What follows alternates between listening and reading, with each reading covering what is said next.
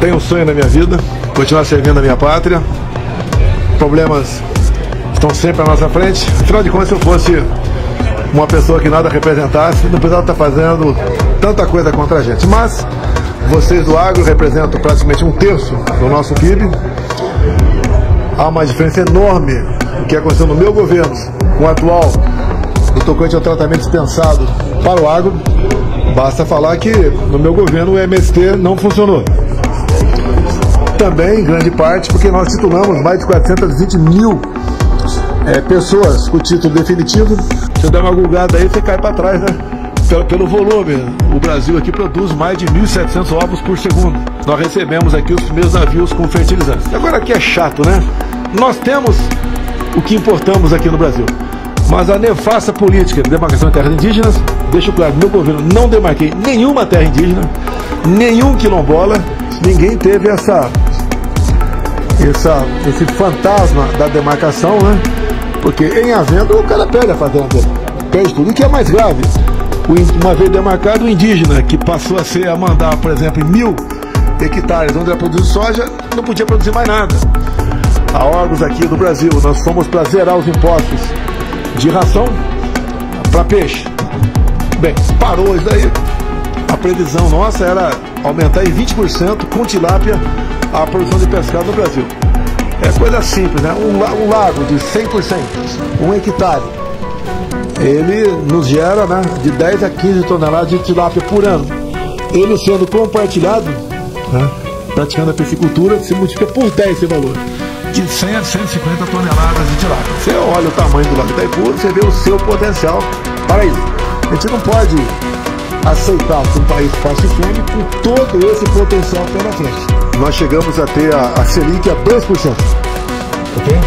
Depois da pandemia, que houve esse desequilíbrio. Na média final, nos 4 anos, nós tivemos a menor taxa Selic de qualquer outro governo. Obviamente, muita gente vive de empréstimos para financiar aí o seu produto. Ninguém quer suspender o minério para a China. Mas a gente poderia trabalhar um pouco isso aí, quem sabe pelotizá-lo, quem sabe aprofundar nas lâminas de aço, para você não continuar exportando isso, que hoje em dia, em grande parte, de quem entra de recursos para o Tesouro, são os impostos apenas. Mas tem coisa ali que em 10, 15, 20 ou 30 anos vai acabar. A gente vai viver do quê? E a China faz seu papel. Confessar aqui, né? Falei para posar em tal local, o cara do avião lá, no aeroporto, não pode posar, porque vai posar o seu presidente, posei. Fui conversar com o indígena, fui ver, senti o cheiro daquele lugar, né? Eu discursava para quase 10 milhões de pessoas, porque quando você usa a tribuna, você só podia usar sexta-feira, quando tinha baixo zero, podia usá-la, você ia na Voz do Brasil à noite, então você dava o seu recado. Vim candidato 3 vezes a presidente da Câmara, para ganhar, não, a imprensa debocha, sabia que ia ter só o meu voto. Tive uma vez 2 votos, depois 4, depois 9. Cresceu 400% na última vez. Tá? E vim candidato por quê? Porque dava um recado. Uma das vezes que eu vim candidato em 2005, estava lá, disputava eleições, Severino Cavalcante, que era o pai do nepotismo, do clientelismo, etc. E eu apoiei, porque o outro lado era Luiz Eduardo Grignol, advogado do PT. Advogou para a causa como se o Daniel fosse um crime comum e não uma execução.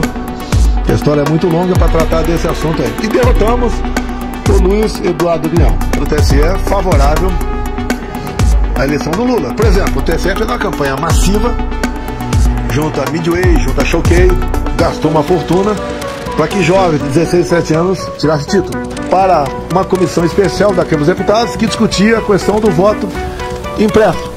Quando eu mostrei para os embaixadores esse inquérito, porque 2 meses antes o Fachin tinha se reunido com os embaixadores e tinha falado o quê? Olha que um ministro do Supremo Tribunal Federal, que era presidente do TSE, reuniu-se com os embaixadores com a política privativa do presidente.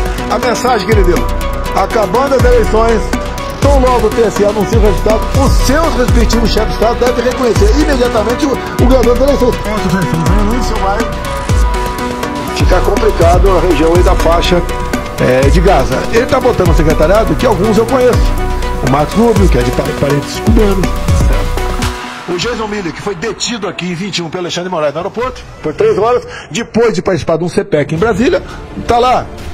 O meu filho Eduardo Bolsonaro é íntimo da família do presidente Trump. Há 2 dias aqui na Argentina, a nora do Donald Trump falou que o processo que o sogro dela sofreu nos Estados Unidos é semelhante ao meu daqui.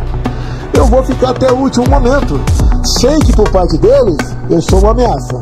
Porque quando você acaba com o ninho de rato, como por exemplo, 1 bilhão por ano roubado lá no Porto de Santos, alguns bilhões roubados em Itaipu, diretorias de bancos que eu não dei para partido político nenhum, né? Estatais que eu não negociei com ninguém.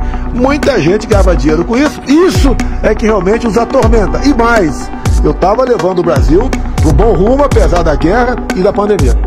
Bom, o senhor disse que vai permanecer, só para concluir. Sim.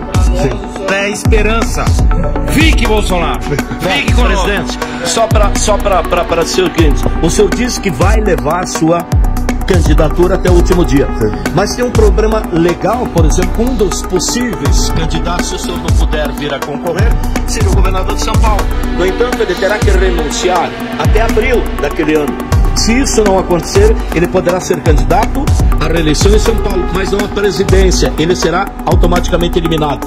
Saindo ele e o senhor não concorrendo, quem deverá ser o candidato? Eduardo Bolsonaro poderá ser? Não existe outro nome em discussão a não ser na minha consciência. Perfeito. E não vou abrir mão disso aí. Perfeito. Até porque é inadmissível eu perder os direitos políticos por reunir com embaixadores ou por subir no carro de som do Silas Malafaia.